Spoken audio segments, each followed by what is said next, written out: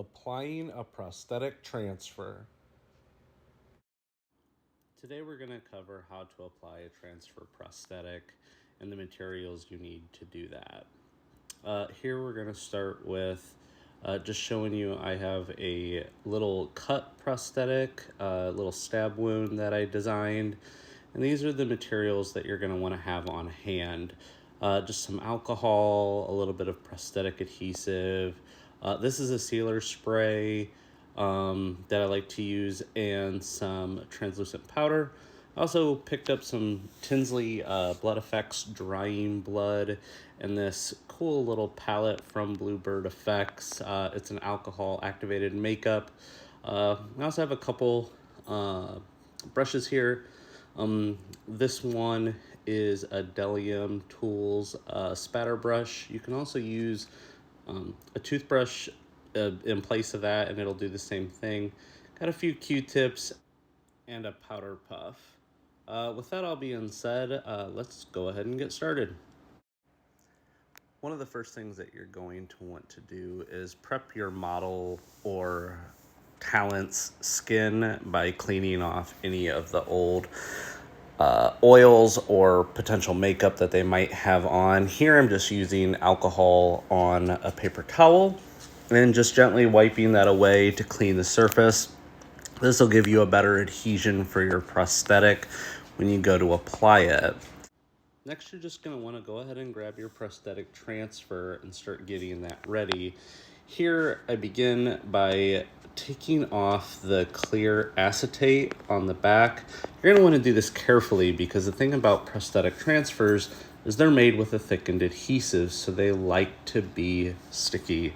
You want to take care of those nice thin edges that you have here before you go to apply them so you don't have to fuss with that later. You're going to see here in a moment that on the back of this, I actually drew the design of the prosthetic so I could get kind of a general idea of how I would like to place that when I go to put it on my talent's skin. This way, like for a generic piece like this, you can kind of put it sort of wherever you want. For this lesson, I'm just going to go ahead and put it right here on my talent's cheek. Next up, you're going to see me taking just a damp paper towel and saturating the water slide paper. What's cool about these prosthetics is they go on basically like a temporary tattoo. So what you want to do here is you just want to really saturate that paper. It doesn't need to be so wet that the water is running down your talent's face or anything like that, but just make sure that you're pressing that into their skin and really getting that paper soaked all the way through. And what's going to happen here is that this will start to release the prosthetic away from the water slide paper. And eventually, like you see here, you can just gently peel that away. And what I'll do from this point is just taking that wet paper towel. If I see any edges I don't like, I'll just gently tap it and kind of press those edges down into place. Here I'm going ahead and taking a powder puff and gently just powdering over this because the prosthetic is really sticky. If the model or talent decides to move their face or if they laugh or anything like that, if you haven't powdered it, this is going to stick to itself and you're going to have a much bigger problem. Next up, you want to go ahead and take a little bit of 99% alcohol on a Q-tip and just kind of go around and blend off those really, really thin edges. Alcohol is all you need to do this, and you'll be able to blend off those edges really easily into the skin to get that seamless look. Make sure that you take your time with this part of the application and always work away from the prosthetic so that this way you're not potentially rolling up any of those thin edges that you've taken your time to blend away. The next part of the process you're going to see me do is I take a little bit of prosthetic adhesive on a Q-tip and I like to go around the edges of my transfer. What this does is this actually helps give those thin edges a longer wear time, especially if it's on a part of the face that's really flexible, a spot where the talent is going to like laugh or smirk. And it also just helps add that extra little bit of blendability into the surrounding skin and helps hide those edges even better.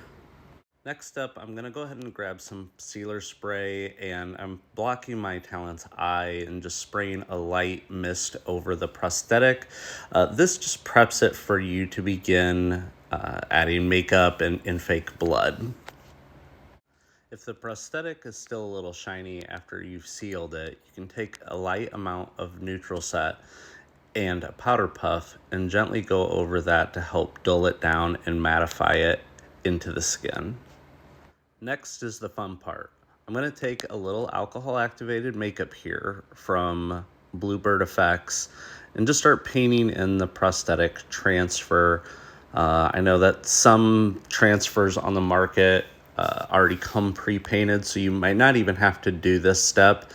But here I'm just taking some 99% alcohol and getting the colors that I want to use and just filling in the interior of the wound. You can kind of see me dabbing at it. I do that while it's still wet so I can clear up any extra makeup that lands in a spot that maybe I don't want it, or I'm not liking the way that the makeup is sitting.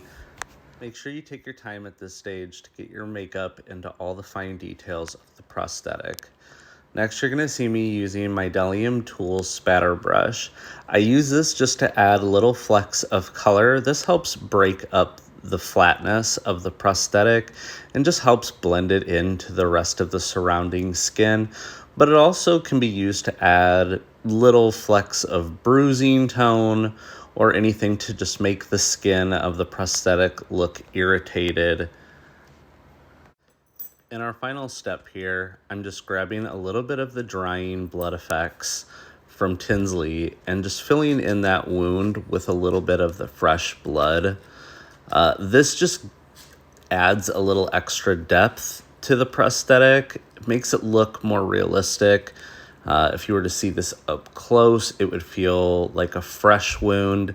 They do make these drying bloods in different shades. If you want your prosthetic to look a little bit older, or maybe make the blood around it dry as if it's been sitting for a while. You'll also see me taking my thumb, and a little bit later here, I'll grab a wet paper towel and I just kind of go around and break up the blood that I've applied. This gives it a much more realistic application look. I've done this with both a wet paper towel, and in some cases I've even used a dry paper towel until I get a look that I'm really happy with the blood. You don't want to cover over the whole prosthetic with a bunch of blood after all the hard work you've put into your application. And there you have it, folks. This is the finished prosthetic application. Keep in mind, you can always go in and add more makeup or go around your edges more if you're not fully happy with the finished results, but this was just a basic application tutorial.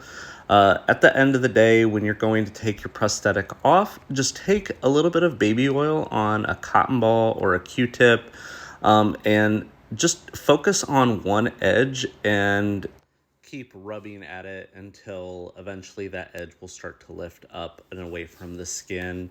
Once the oil gets underneath of the prosthetic, it's not going to want to stick to the skin anymore.